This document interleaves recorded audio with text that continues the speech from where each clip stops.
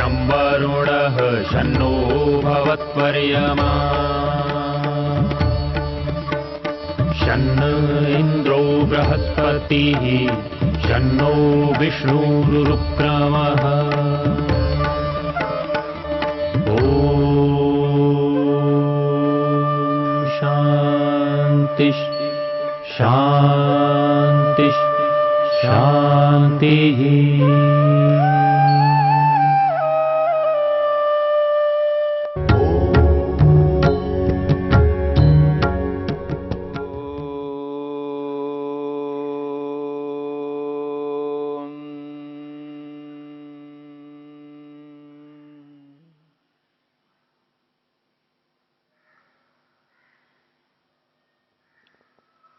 योग को रोकने वाले बाधक तत्वों को लेकर के हमने विचार किया।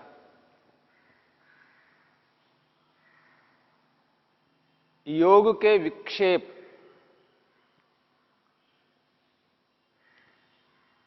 योग के विघ्न उपविघ्न,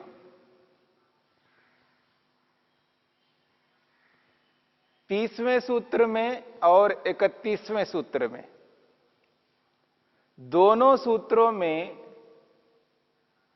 विघ्नों की चर्चा हुई।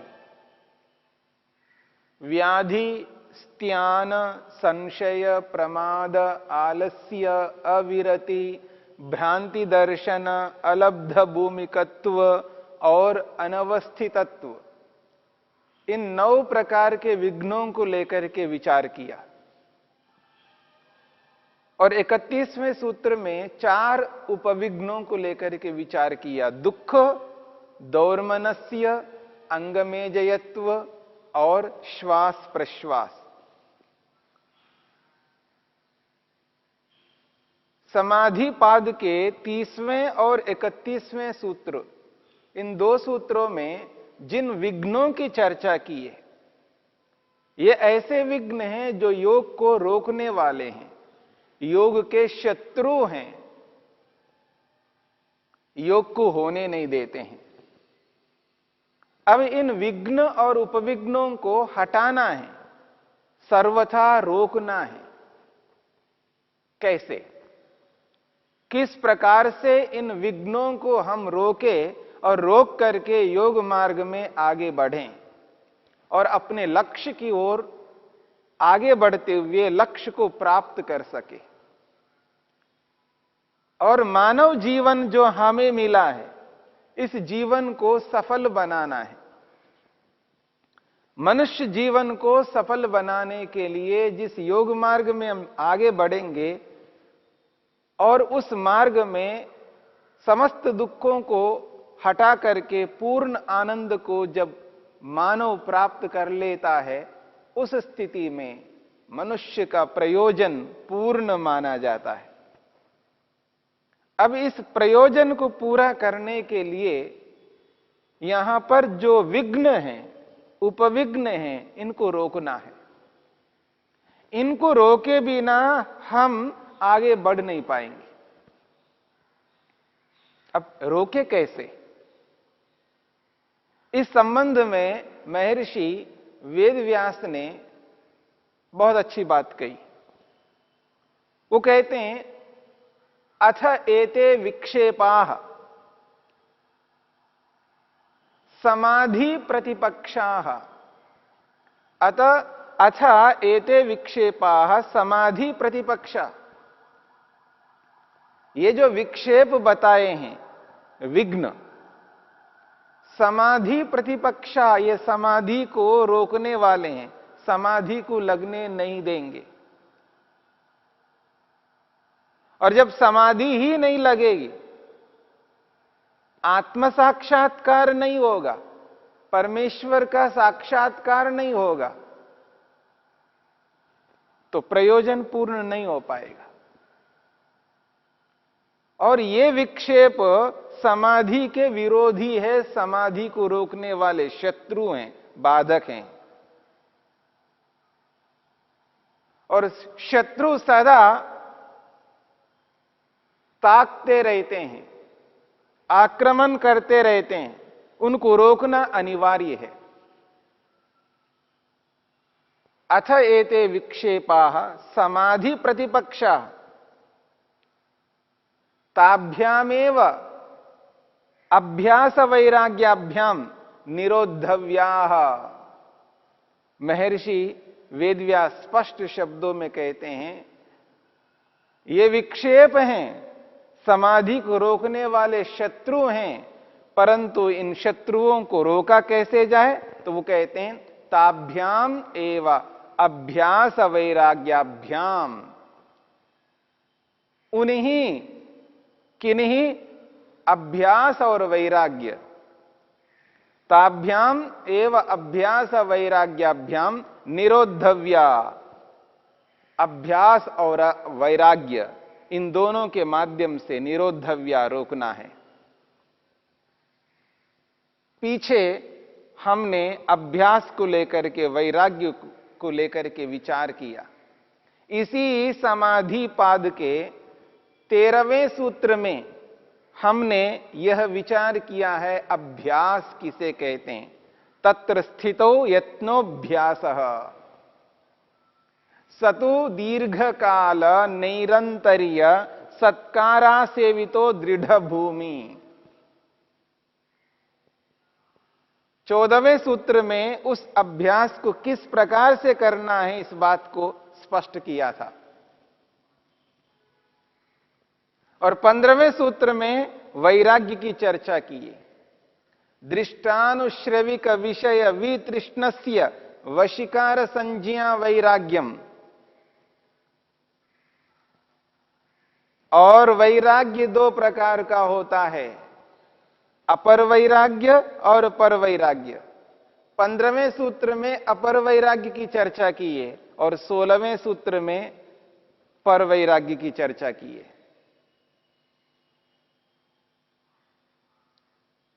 तो 13वें सूत्र से लेकर के 16वें सूत्र तक अभ्यास और वैराग्य की चर्चा हुई है और इसको लेकर के हमने लंबी चर्चा की आपके सामने। और वैराग्य किस रूप में होता है और संसार के लोग वैराग्य को किस रूप में स्वीकार करते हैं, वैराग्य के यथार्थ स्वरूप को समझने का प्रयत्न किया। और यहां पर कहा जा रहा है, महर्षि वेदव्यास कहना चाहते हैं, ये जो विक्षेप हैं, ये जो बाधक तत्व हैं, विघ्न हैं, ये समाधि के शत्रु हैं, समाधि को होने नहीं देते हैं, इनको रोकना है तो उसी ही अभ्यास और वैराग्य से इनको रोका जा सकता है। और अभ्यास और वैराग्य से रोका जा सकता है, इसलिए वो कहते हैं तत्र अभ्यास विषयम उपसंहरन इदम आह। अभ्यास और वैराग्य में जो अभ्यास है, उस अभ्यास का उपसंहार करते हुए इदम आह, इस बात को कहते हैं क्या? तत्प्रतिषेधार्थम एक तत्वाभ्यास। यह 32वां सूत्र है। तत्प्रतिषेधार्थम एक तत्वाभ्यास। तत्प्रतिषेधार्थम, ये जो विघ्न है, उपविघ्न है, ये जो बाधक तत्व हैं, शत्रु हैं, उन शत्रुओं को प्रतिषेध करना यानी उनको रोकना है। क्या करना चाहिए? एक तत्व अभ्यास, एक तत्व का अभ्यास करना है।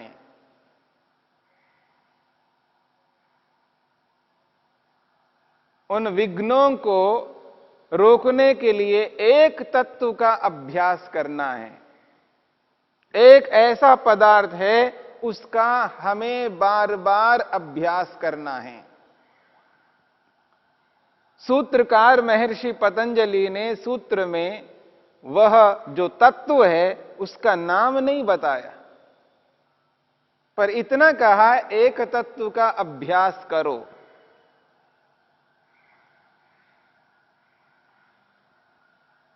महर्षि वेदव्यास ने भी भाष्य करते हुए उस एक तत्व को खोला नहीं है, स्पष्ट नहीं किया है। कि वो एक तत्व क्या है।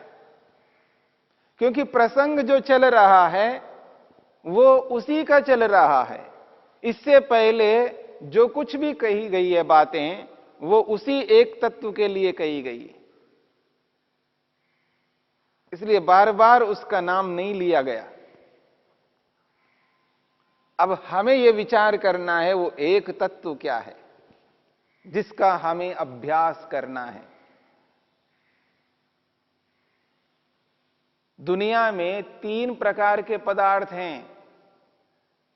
3 प्रकार के पदार्थ हैं। एक वह पदार्थ है जो जड़ कहलाता है। एक वह पदार्थ है जो जड़ कहलाता है, नॉन लिविंग थिंग।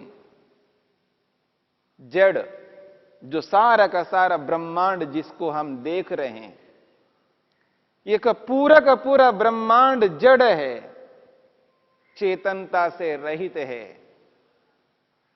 ये एक प्रकार का पदार्थ है। और दूसरा हम हैं, आत्माएं, जीवात्माएं। हम स्वयं अभ्यास करने वाले हैं। हम आत्माएं स्वयं अभ्यास करने वाले हैं। हमें अभ्यास करना है एक तत्व का, एक पदार्थ का। हम तो अभ्यास करने वाले हैं। सारा का सारा ब्रह्मांड जड़ पदार्थ है, पर इस ब्रह्मांड का अभ्यास क्या करना है? ये तो जड़ है।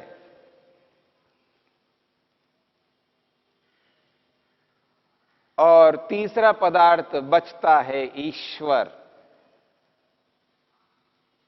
एक जड़ पदार्थ है और एक मैं स्वयं आत्मा हूं, अभ्यास करने वाला हूं।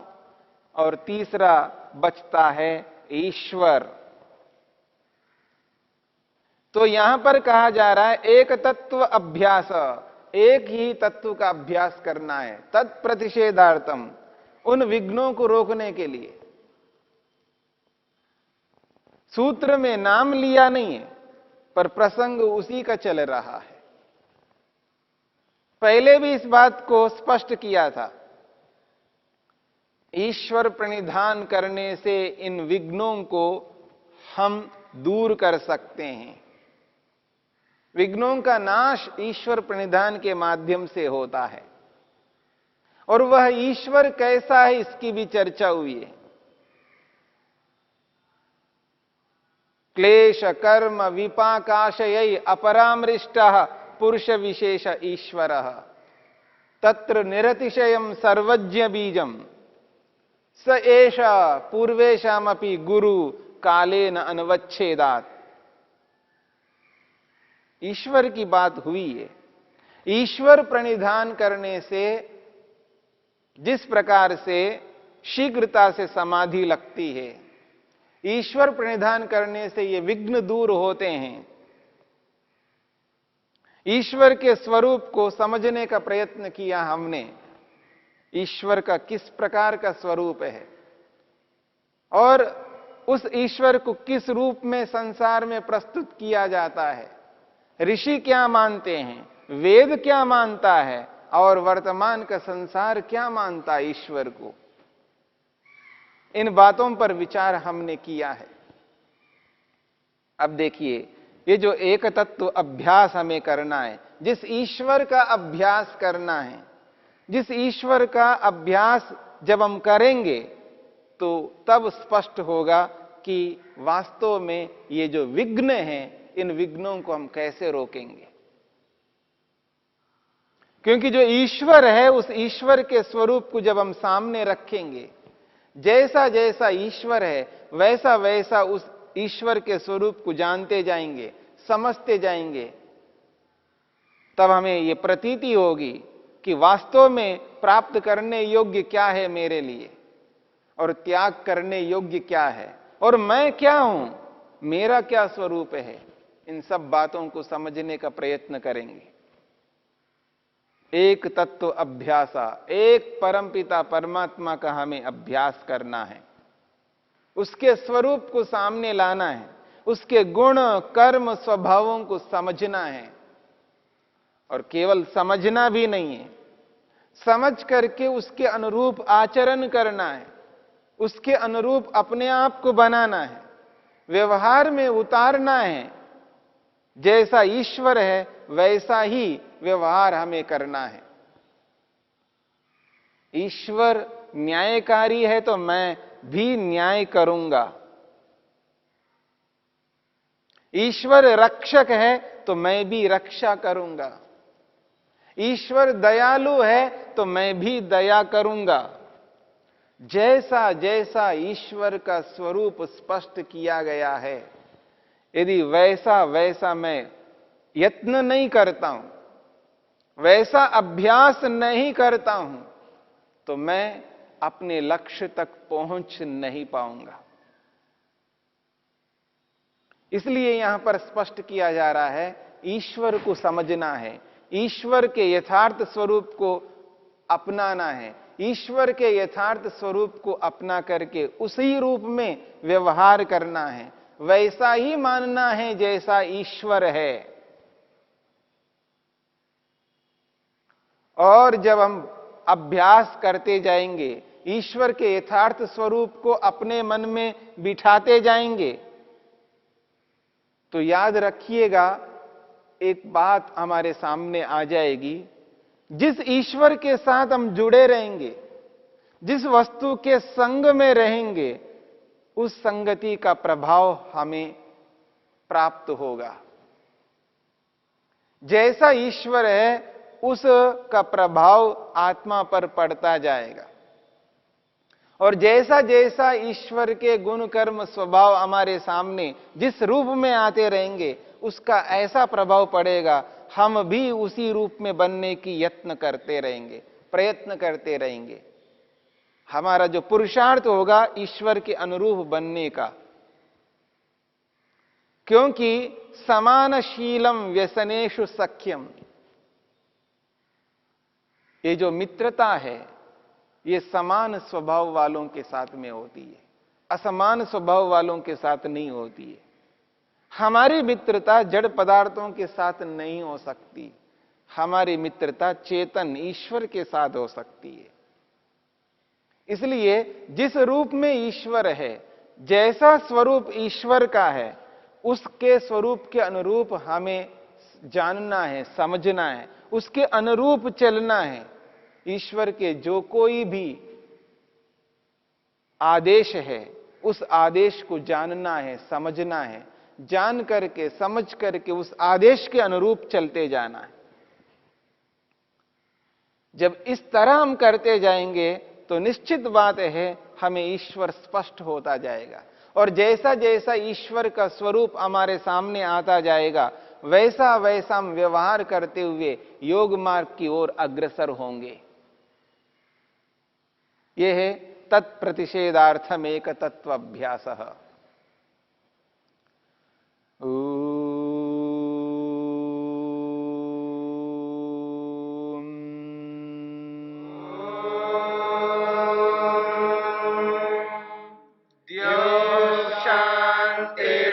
शांतिरंतरिक्षं शांति पृथिवी शांतिरापः शांतिरोषधयः शांतिः वनस्पतयः शांतिर्विश्वे देवा शांतिर्ब्रह्म शांति सर्वं शांति शांतिरेव शांति क्षमा शांतिरेधि